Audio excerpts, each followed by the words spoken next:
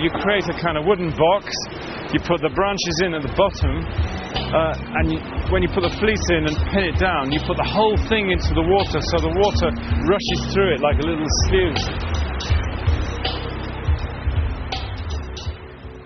This is the gold, like top quality. We call it bajaglo. Dinari danare. It's from this river, yes. Another little clue to add to the myth, isn't it? Great. Thank you. Thank you very much.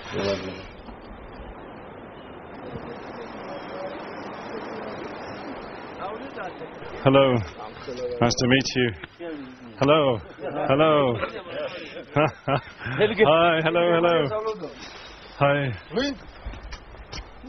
Not yet. Oh, not yet. Bit early in the day for that. What's brought the soldiers up here? It's internal troops. Internal means it's basically police. For the moment, they came to guard you. Oh, thank you very much. Thank you very much. Yeah. Well, there was potential trouble on the road yesterday. Potential trouble here can rapidly turn to AK-47s being fired. Several centuries of blood feud. It's best to send the police in.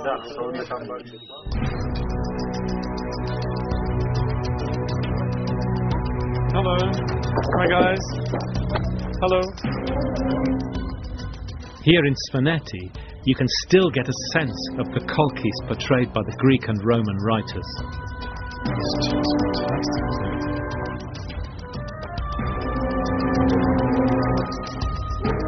These towers have been built since ancient times for defence against their own neighbours, against blood feuds carried on for generations.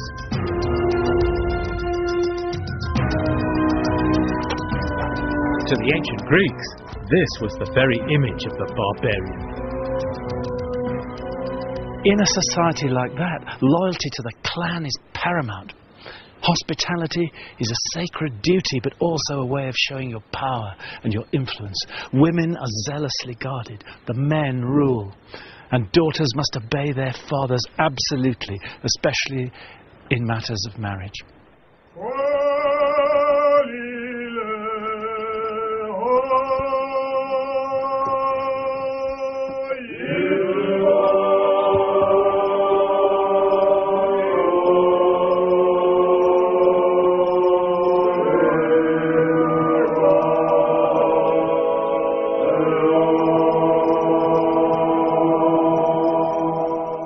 Svaneti is so isolated that although they're Christian up here, songs and beliefs still survive from the pagan past. Songs like this, an ancient hymn in praise of the sun god. Sort of thing Jason might have heard.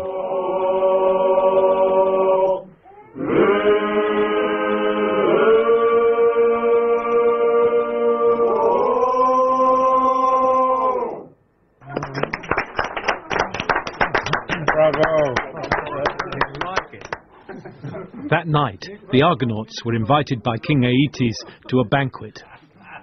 As the drink flowed, Jason calmly asked the king for the fleece. Thank you. The king reacted with murderous fury. Yes. But remember, the success of Jason's mission will depend on the goddess of love.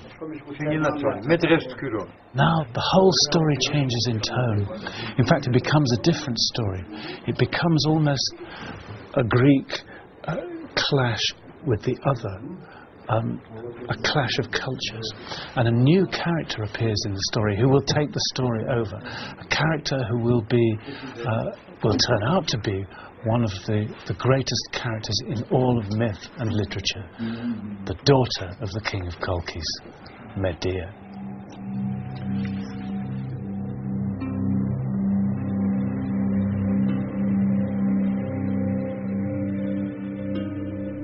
Now an oracle had foretold that if King Aeetes were to lose the fleece, he should forfeit his throne. He wanted to kill Jason then and there, but he could not break the law of hospitality. So he too set Jason a task that none but the gods could hope to fulfill. In my meadow, I have 2 fire-breathing bulls, he said. Yoke them.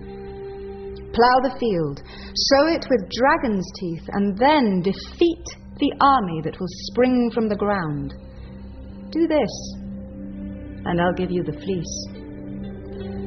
The king thought the tasks impossible, but Aphrodite, the goddess of love, had done her sweet work. She made the king's daughter, Medea, fall in love with Jason. That night, Medea visited him and gave him a magic ointment that made him impervious to the fire of the bulls and the swords of the earth-born men.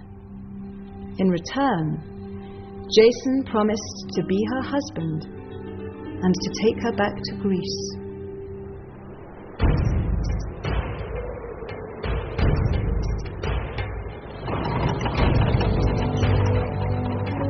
As with all great myths, there are many strands to this tale and many meanings. The last stage of our journey here in Georgia was to find the fleece itself.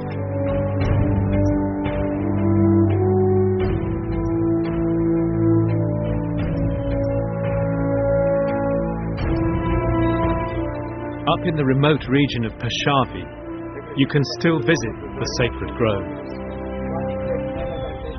Here they still sacrifice the ram and show the fleece. And you can still meet Medea's descendants, the women oracles.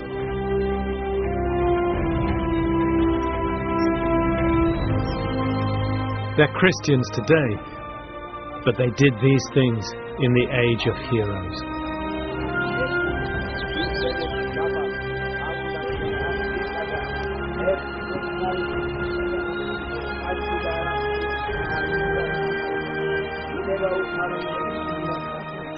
And after the sacrifice, they eat the flesh and drink to life. Thank you. Thank you. Thank you.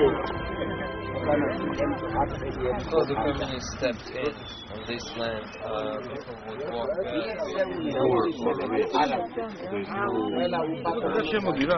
I do vegetarian too.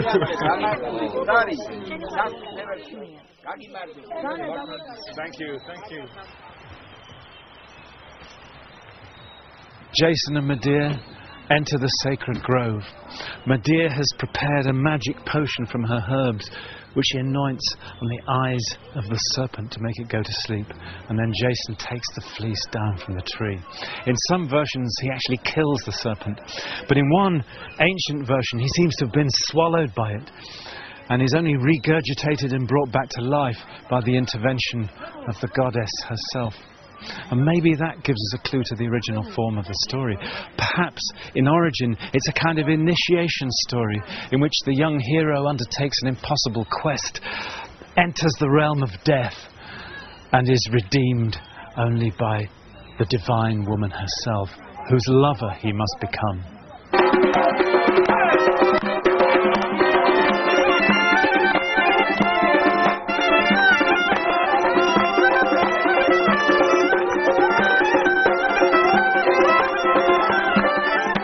So with the golden fleece in his hands, Jason swears by the everlasting gods he will be true to Medea forever.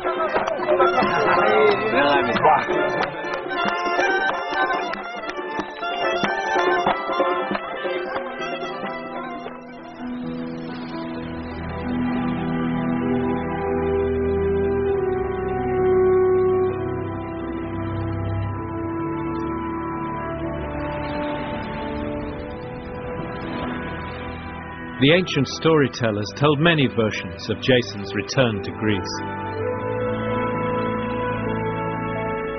Some took the Argo round the eastern part of the world and up through the deserts of Africa. Others through the frozen wastes of the Arctic, past Britain and through the Pillars of Hercules. Apollonius says they went up the Danube and carried the Argo through Central Europe to the Mediterranean.